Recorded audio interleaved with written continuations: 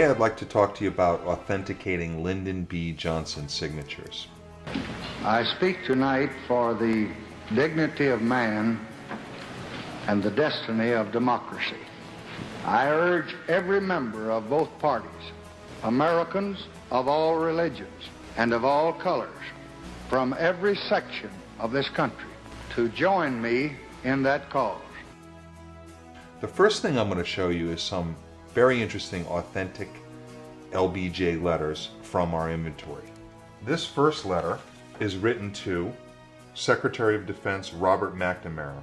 You'll notice that the signature of Lyndon Johnson is very rapid, smooth. Pay attention to the period right here because we're going to talk a lot about that later.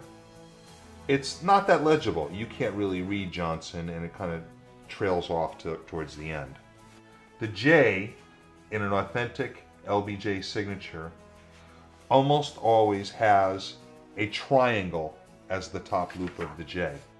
The secretaries usually try to approximate a triangle, but it usually has a rounded characteristic to it. It wasn't natural for them to write in that fashion.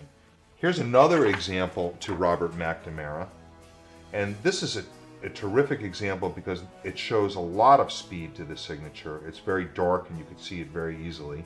And it also shows what LBJ's handwriting looked like. One of the things that I've noticed about the authentic L in LBJ's signature is not only is it angular, the length of the line of the L usually does not go down more than half. Whereas the secretaries, sometimes they go down 2/3 the line that connects. Also, the secretaries never really nailed the angularity of the L. It's usually rounded, not always, but usually.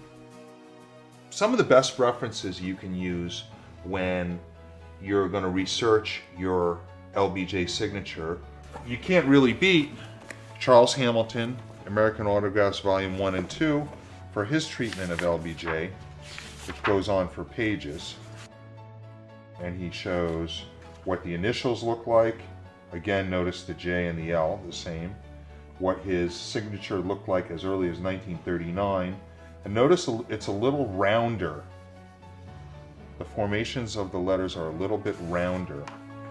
Shows what a full handwritten letter looks like, very rare. Online, there's a lot of information on auto pens.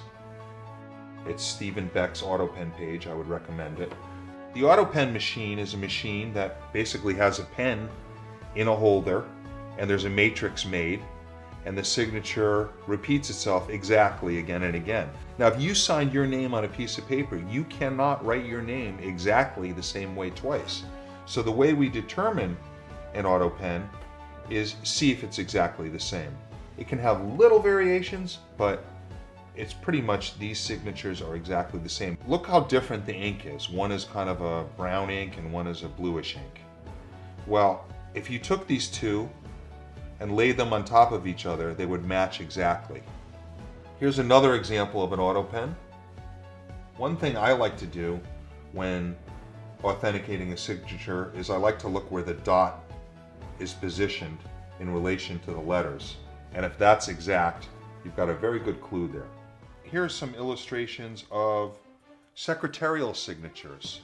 I have some originals of secretarial signatures, and we could take a closer look, and I'm going to explain with each one what makes them a non-authentic example. These two are signatures of LBJ. First of all, notice they both don't have the period.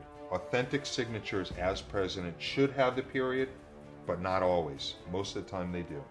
Another thing that's really important to note about the period is the fact that somebody can take a really good secretarial signature that's, say, written in black and add a black period to it. And you've got to be very careful to periods that have been added later.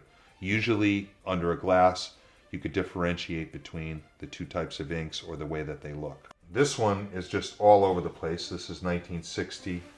Notice the funny shaped B and how it kind of crescents here. And also notice the roundness of the L. We've been talking a lot about that. The L and the B are really good determinants. And here's one where the letters of the signature kind of mushed together, and it feels kind of cramped, but it's a pretty good imitation. In finality, one must execute extreme caution when buying an LBJ letter, book, document. Only buy from trusted dealers. Maybe get a second opinion. Be careful, do your research, and you'll be very happy with what you purchased.